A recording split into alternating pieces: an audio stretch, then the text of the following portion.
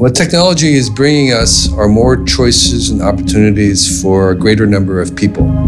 We have a lot of very disruptive technologies coming, and the only way we can steer them is by engaging them. And if you want to learn more about the future, you have to look into biology. And since it's going to have such a big impact on our society, it's really important that this knowledge doesn't stay with the scientists, but that we invite the general public, ethicists, politicians, people from companies. Anybody who's in the business world, even consumers, citizens of our planet, if they're not aware of the technology that's just exploding, they're going to either be left behind or manipulated by it. Many of us, understandably, as human beings, respond with fear.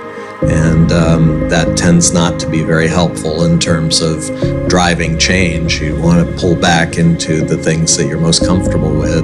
The more technology becomes advanced, the more difficult the questions become. And we also don't have answers to many questions still.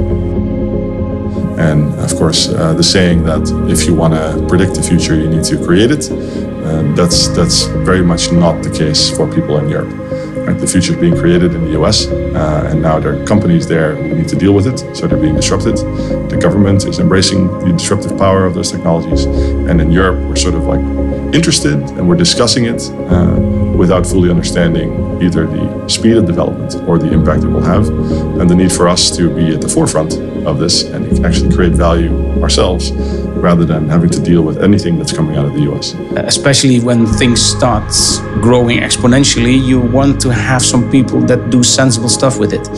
That's the mission of Singularity University, and I hope and I expect that we have some new ambassadors for that in the future.